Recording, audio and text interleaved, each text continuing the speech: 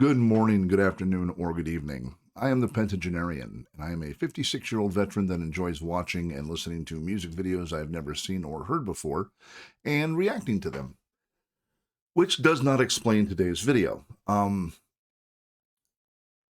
to do something a little bit different today, and only because have you ever just had an entire weekend or week where there's one song on your mind and you're not sure why?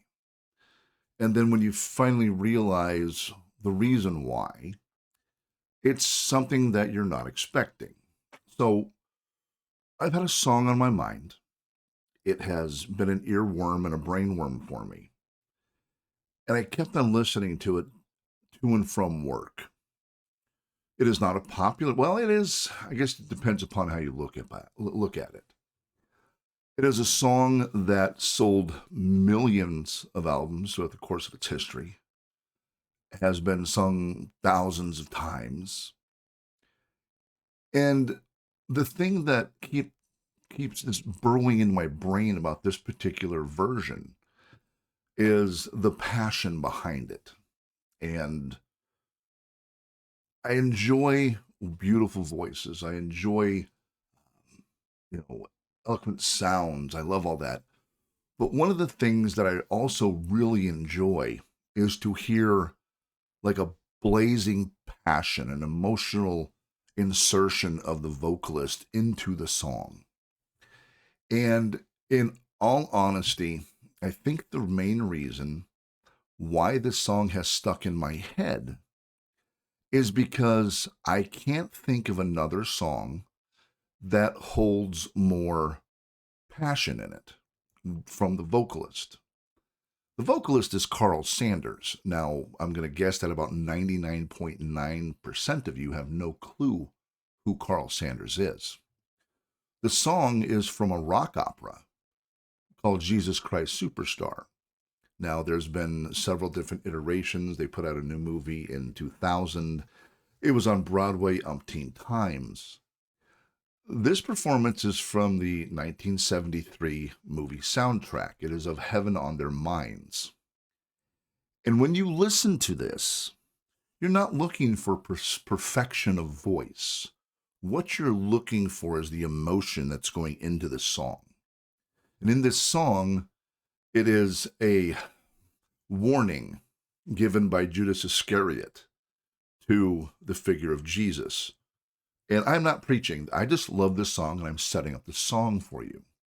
And he's basically telling him, look, when we started, everything is cool, but things are getting out of hand and you really need to watch your step. So keep this in mind. What we're talking about here is pure power of passion in the vocal performance in this song.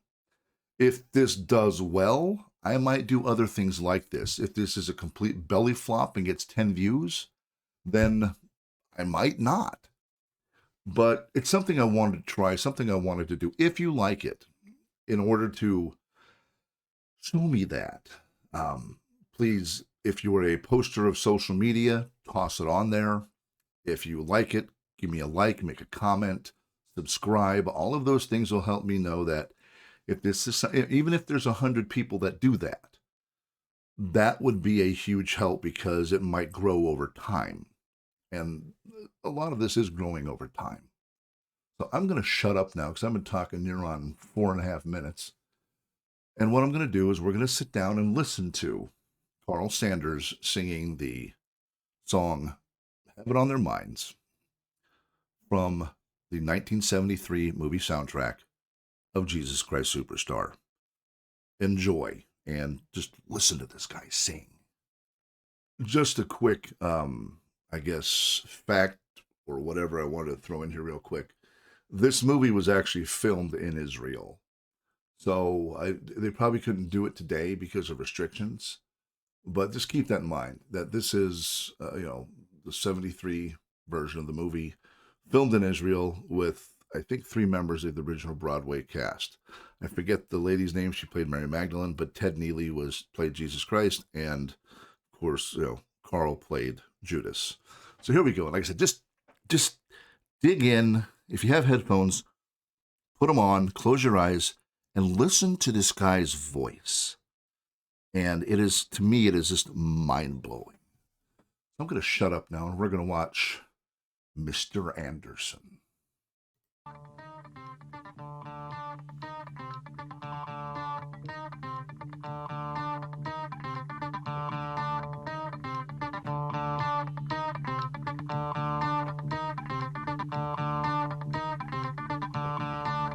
My mind is clearer now. At last, all too well, I can see where we all soon will be.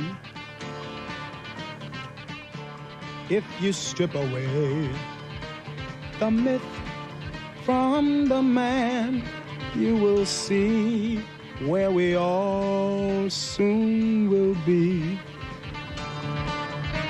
Jesus, you've started to believe the things they say of you. You really do believe this talk of God is true. And all the good you've done will soon get swept away. You've begun to matter more than the things you say.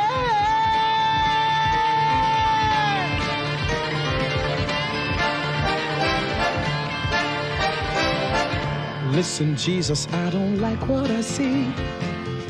All I ask is that you listen to me.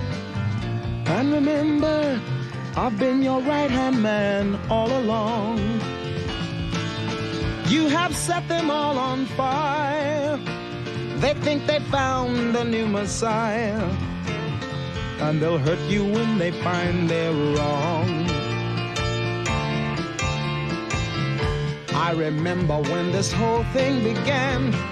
No talk of God, then we called you a man. And believe me, my admiration for you hasn't died.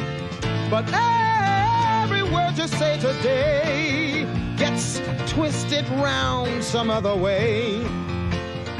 And they'll hurt you if they think you've lied. Nazareth, your famous son, should have stayed a great unknown. Like his father carving wood, he'd have made good. Tables, chairs, and oaken chests would have suited Jesus best. He'd have caused nobody harm, no one alarm. Listen, Jesus, do you care for your race? Don't you see we must keep in our place? We are occupied. Have you forgotten how put down we are? I am frightened by the crowd, for we are getting much too loud. And they'll crush us if we go too far. If we go too far.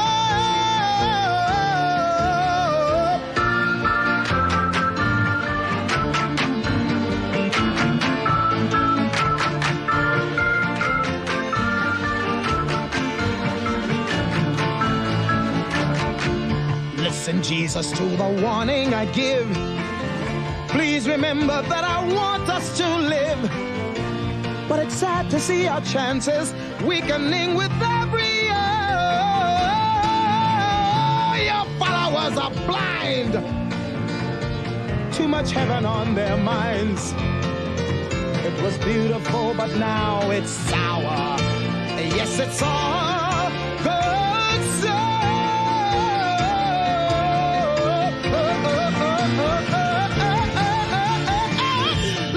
Jesus, to the warning I give. Please remember that I want us to live. So come on, come on. He won't listen to me. Come on, listen to me. Come on and listen to me.